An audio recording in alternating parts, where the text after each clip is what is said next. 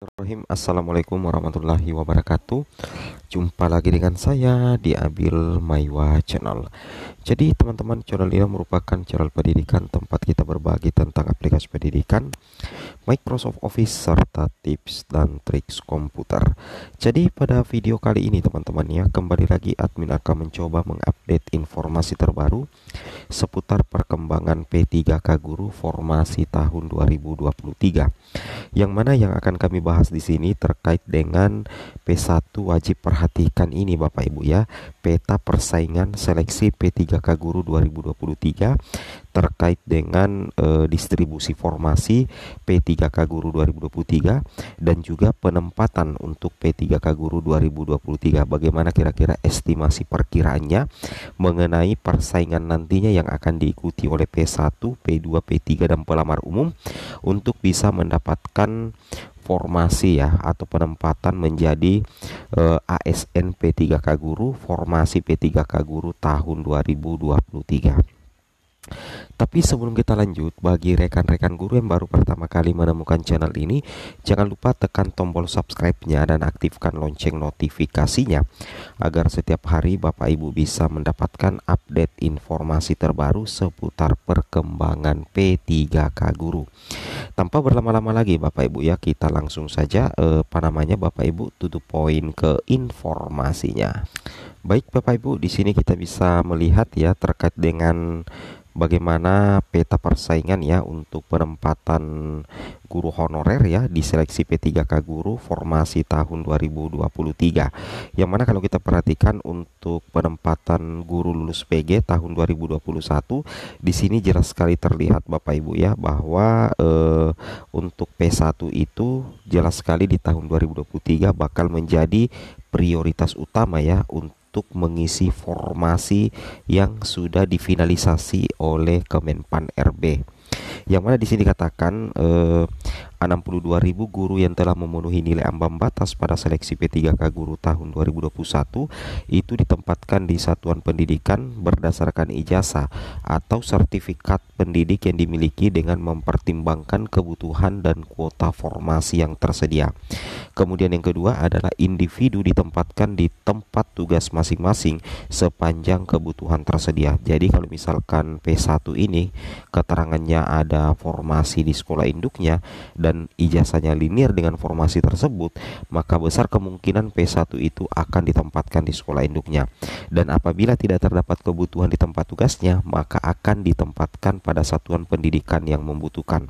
Nah, di sini Bapak Ibu perlu lihat bahwasanya untuk prioritas penempatan untuk P1 itu yang pertama itu paling diprioritaskan adalah THK 2, kemudian guru honorer negeri, lulusan PPG, dan guru honorer swasta.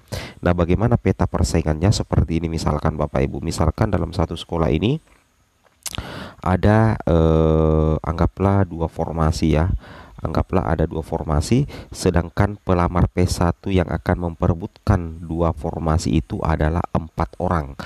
Ya, yang pertama itu adalah THK 2, yang kedua adalah guru honorer negeri, kemudian yang ketiga lulusan PPG dan guru honorer swasta. Nah, kemudian kalau kita perhatikan di sini, mereka keempat-empatnya ini adalah merupakan guru lulus passing grade ya, guru lulus passing grade. Sebenarnya di sekolah ini tidak ada formasi, yang ada itu adalah kebutuhan. Formasinya itu berkumpul di dinas pendidikan. Jadi formasinya ada di sini Bapak Ibu ya, di dinas pendidikan. Nah, karena di sini ada dua kebutuhan, maka otomatis ada 4 guru honorer yang akan bersaing untuk memperebutkan atau mengisi dua kebutuhan tersebut, yang mana formasinya itu sudah ada di dinas pendidikan, cuman belum didistribusikan ke sekolah A ini Bapak Ibu. Nah, kebetulan keempat orang ini adalah pelamar prioritas 1 ya. Kebetulan keempatnya ini adalah pelamar prioritas 1. Otomatis mereka ini menjadi prioritas utama untuk mendapatkan penempatan. Kebetulan di sini ada THK 2, ada guru honorer negeri, lulusan PPG dan guru swasta. Nah, cuman dua formasi Bapak Ibu. Otomatis yang dilihat di sini bukan lagi nilai, tapi urutan kategori pelamar. Jadi yang paling memiliki peringkat tertinggi itu adalah THK 2 untuk P1. Otomatis P1 ini akan mengisi satu kebutuhan yang ada di sekolah A. Setelah itu disusul guru honorer negeri ya. Nah, ketika sudah terisi lulus ini THK 2 dengan guru honorer negeri di sekolah A karena ada dua kebutuhan, maka Dinas Pendidikan akan mendistribusikan dua formasi ke sekolah A. Nah, seperti itu Bapak Ibu ya. Kemudian bagaimana nasib untuk lulusan PPG dan guru swasta ini?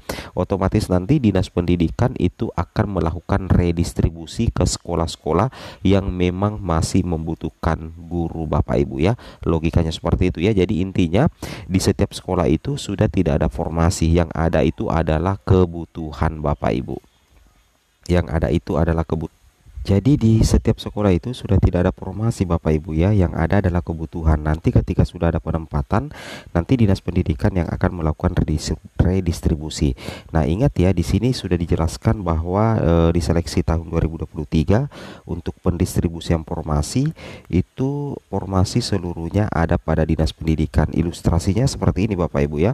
Misalkan instansi memiliki kebutuhan 4 formasi, itu tersebar di sekolah, di 4 sekolah, masing-masing satu kebutuhan, kemudian dibuka 2 formasi di instansi. Nah, nantinya kuota formasi terpakai, namun formasi tetap pada Dinas Pendidikan Bapak Ibu ya. Jadi instansi itu memiliki 4 kebutuhan formasi tersebar di 4 sekolah, masing-masing satu kebutuhan, kemudian dibuka 2 formasi di instansi. Nah, jadi nantinya anggaplah di sini menjadi guru pemenang untuk jabatan yang sama. Jadi nantinya ketika misalkan di sekolah C itu ada kebutuhan dan ada guru pemenangnya, nantinya itu redistribusi atau pendistribusian formasi itu akan dilakukan oleh Dinas Pendidikan. Nah, formasi itu akan dikirim ke sekolah C dan dikirim ke sekolah D Bapak Ibu ya. Maka saya bilang formasi seluruhnya berkumpul pada Dinas Pendidikan, dan memang di setiap sekolah itu tidak ada formasi karena formasi ada di Dinas Pendidikan masing-masing Bapak Ibu ya. Logikanya seperti itu. Kemudian kalau kita perhatikan untuk redistribusi atau peta persaingan untuk P2 dan P3 yang akan mengikuti seleksi CAT Bapak Ibu ya. Tentunya P2 dan P3 ini agar bisa ikut seleksi CAT itu ada 2 potensi yang harus dicapai. Yang pertama itu ada tersedia formasi setelah penempatan guru lulus passing grade 2021 ya. Seperti itu. Kemudian yang kedua, ijazah Bapak Ibu yang P2 dan P3 harus linear dengan formasi, dan yang ketiga bisa melakukan resume di SSCSN 2023. Kalau 3 hal itu tercapai, maka Bapak Ibu bisa lanjut di tes CAT observasi. Nah, bagaimana peta persaingannya? Peta persaingannya itu seperti, jadi peta persaingan untuk P2 dan P3 dan distribusi penempatannya itu berdasarkan 2 potensi. Yang pertama itu adalah berdasarkan nilai ranking tertinggi ya, ini penentu Bapak Ibu ya, berdasarkan nilai ranking tertinggi dan ketersediaan kebutuhan di sekolah ya. Asalkan Bapak Ibu sudah melakukan resume. Jadi otomatis kalau Bapak Ibu sudah melakukan resume di SSCSN, berarti sudah ada ketersediaan kebutuhan di sekolah, baik itu induk atau non induk ya. Kemudian Bapak Ibu ketika selesai mengikuti tes CAT mendapatkan nilai ranking tertinggi, maka Bapak Ibu itu berpotensi untuk maju ke tes wawancara sebagai salah satu penentu untuk mendapatkan penempatan. Kita buat ilustrasinya Bapak Ibu ya. Contoh misalkan ini adalah sekolah ya. Sekolah B misalkan.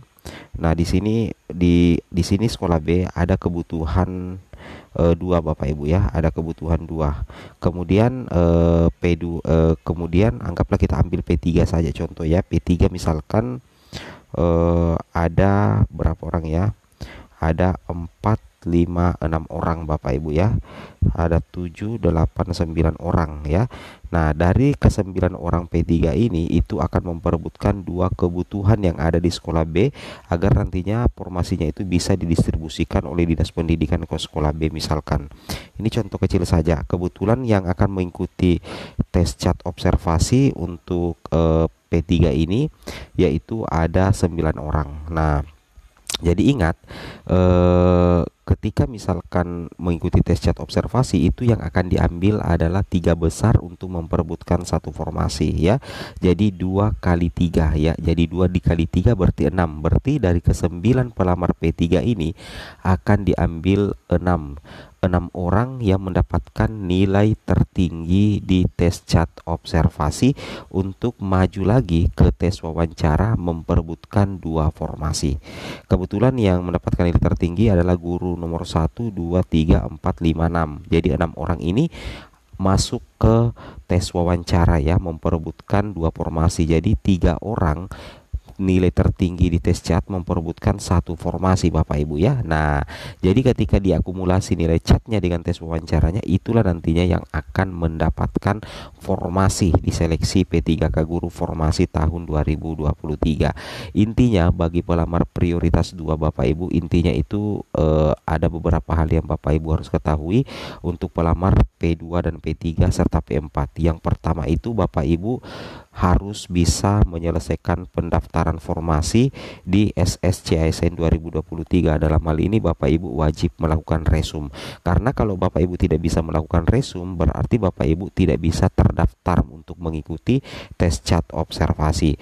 Kemudian yang kedua adalah Bapak Ibu pada saat selesai mengikuti tes CAT observasi, Bapak Ibu harus mendapatkan nilai tertinggi ya, nilai tertinggi, karena dengan nilai tertinggi hasil CAT itu diperuntukkan untuk mengikuti tes wawancara nantinya untuk memperebutkan penempatan sebagai ASN P3K.